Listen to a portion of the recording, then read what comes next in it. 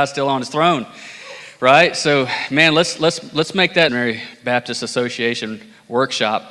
Thanks for coming out. So, what we're going to talk about, typically in the past, what we've done is we've kind of had a panel up here, and we've kind of been trying to use this as a resource of maybe a time to, as I've framed it up earlier, iron sharpens iron, where we just want to be an encouragement. We want to share hurts, we want to share struggles, but we also want to celebrate things that's happening in the churches of Texas.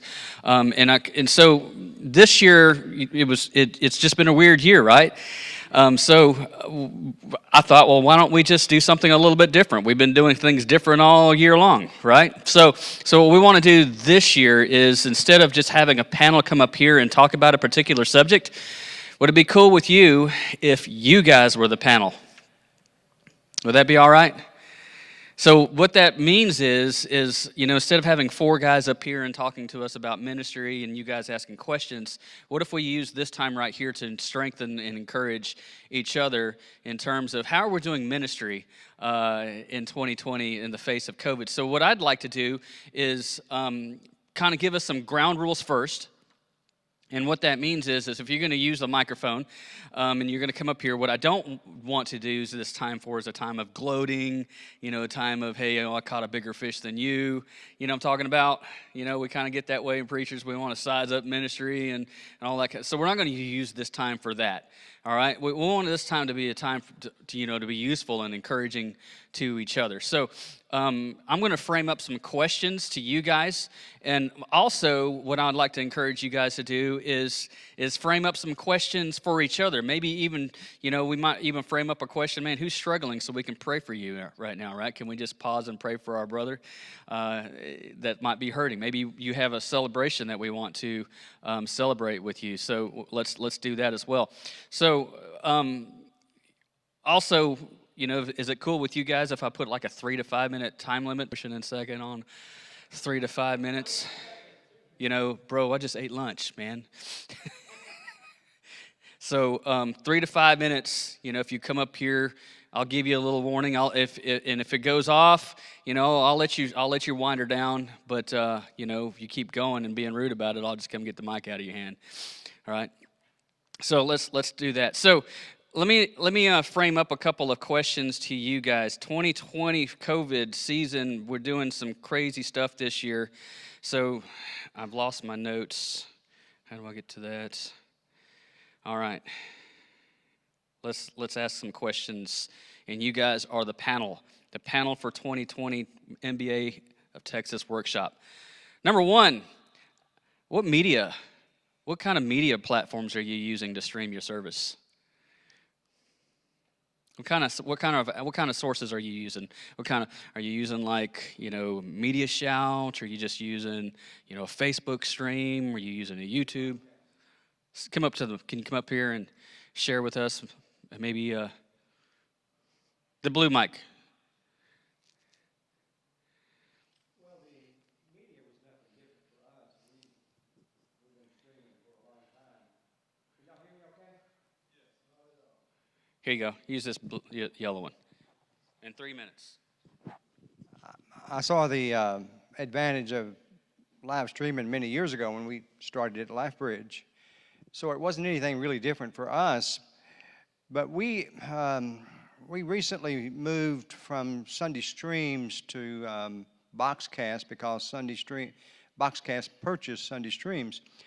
What I like about Boxcast is you do one stream and automatically it will broadcast over several social medias. It will go to YouTube, it'll go to Twitter, it'll go to Facebook. We have 2 or 3 Facebook accounts that it goes to and 2 or 3 others. So that's what we have used. Now listen to this. Before the virus hit, and this is exciting to me. You're going to think it's negative, but no, it's exciting to me. Before the virus hits, we was running 2,000-3,000 views a week. When the virus hit and everybody started broadcasting, our numbers went down. They found somebody better. But it did. We're probably running about 1,500 views a week right now. And it's exciting. We have people in Russia, in China, in Vietnam, all over the country. And every once in a while we get some notes from them. And believe it, we never solicit it. We never ask for money online. Some of our members think we never ask for money, but online we never ask for money. But they send us donations sometimes, which is pretty cool. We just put it in our outreach ministry. So that's what we use. It's pretty exciting. Thanks, Brother Charlie. Somebody else, in terms of, your media, what kind of media platforms are you using? Somebody here that could benefit, I know how many of us, man, we learned all we needed to know about media in like the first 12 hours of the shutdown. Right? I mean, for us at our church, we weren't prepared for that because we weren't a church that was doing that. We are now. But and especially when you couldn't find the equipment because everybody was buying it up. So tell me again, what are you using? What have you used?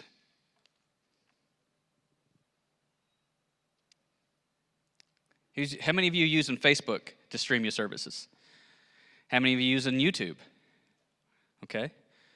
How many of you are using, is there other venues out there, platforms? What other platforms are there to stream your service? How many of you are doing multiple at the same time?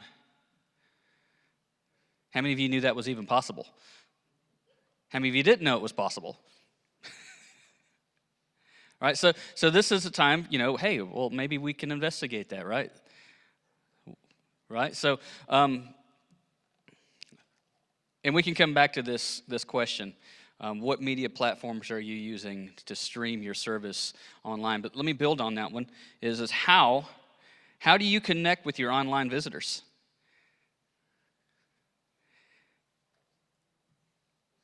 Anybody? How are you connecting with your online visitors? Tell us how you are. I don't know. I'm asking you. You're the panel.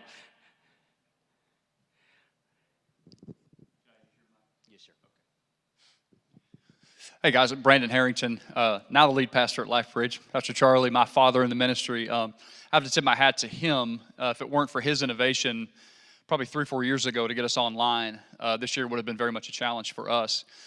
So how we engage our online, what we call our online campus at LifeBridge, honestly, for the lead pastor, for the man preaching, engaging their audience, just give a nod to your online crowd as well. Engage them.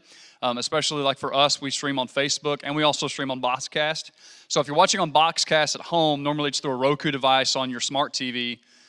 So there's really no, chat box below it, but on Facebook they can. So we'll open it up at the end, mainly for response time.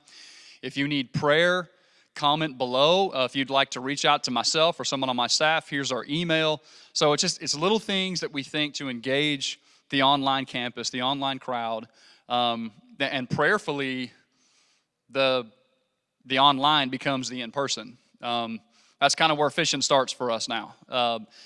The front door used to be the physical front door to our church buildings. Now the front door is online, almost exclusively. People will look at your website, your Facebook page.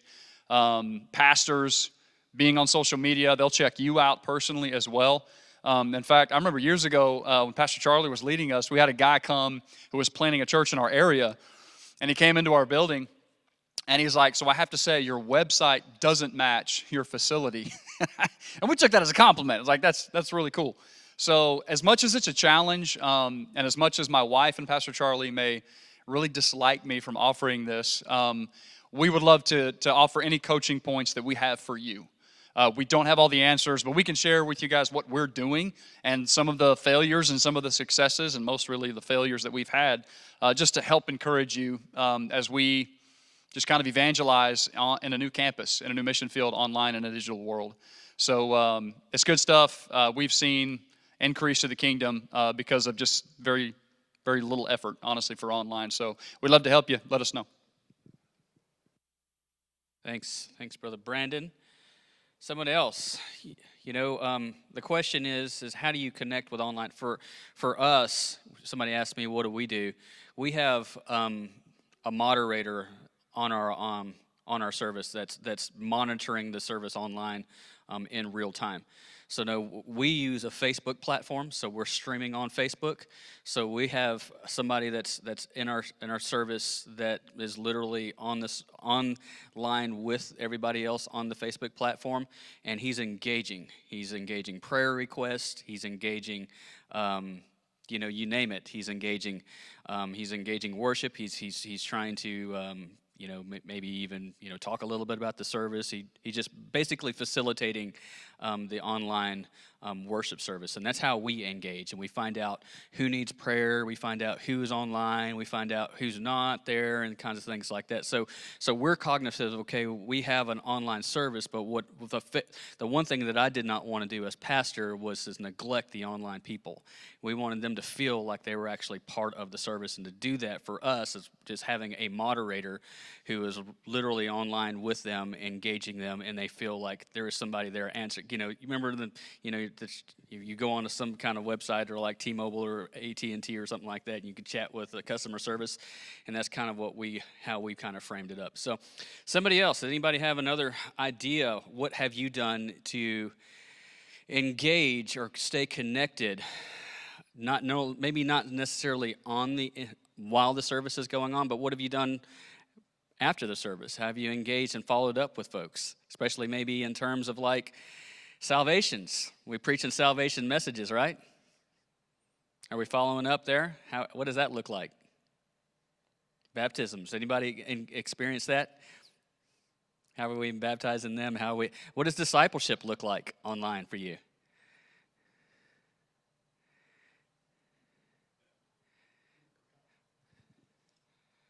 We got it going now? Yeah, there we go.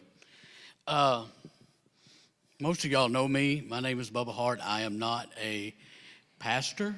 I am a worship minister. You can call me worship pastor if you want to, pastor, minister, both servants, okay? For 7 years, I was at Emmaus. I left Emmaus about 3 weeks ago to go home to help take care of my mother-in-law. We're seeking God's will for which church we need to go to, so pray for us as we do this. But I have a unique experience, maybe some of you in here know, is trying to lead worship in a COVID pandemic era online. I understand what it's like to be in a football game with nobody in the stands. It ain't fun. You're sitting there looking at your phone, trying to do Facebook Live, leading people on songs, and the only person you see is your ugly mug. And it's not the most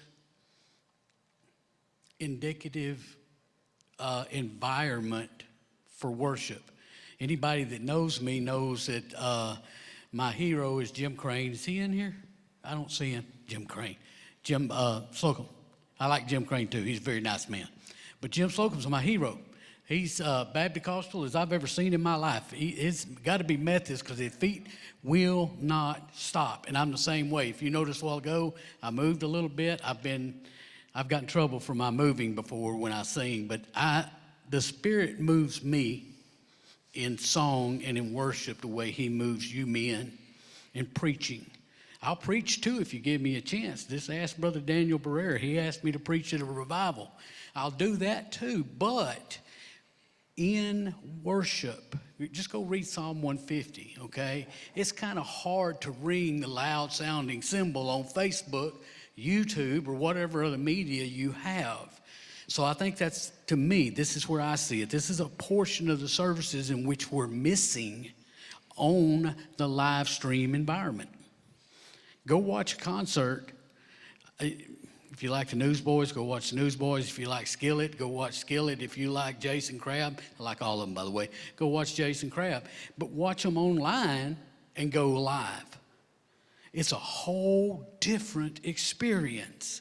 Online, you're kind of like we are today. You're sedentary. You're not exactly excited about what's going on. Smiles don't come easy. You're caught up in your own thoughts. You're watching Facebook. You're watching Twitter or Parler. That's the new one, right? You're not paying attention to what's going on.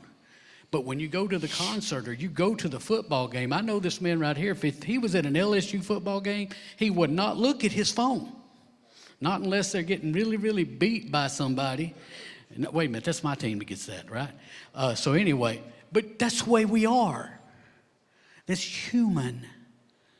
If you can find a way to engage online and then make it where worship can be engaged, then you've really done something. We can reach people with the gospel. You can reach people with the gospel without saying a single word. Live your life in front of them. But can you reach them in worship? That's where I come from. That's where my side of the coin, if you want to say it that way. So if you've got some ideas on how to engage your online viewers, whether it's listening or, boy, that's old school, listening or video or what have you, engage in worship, I would love to know, because whatever church I wind up at, I promise you I'm going to be engaged in worship some way or another.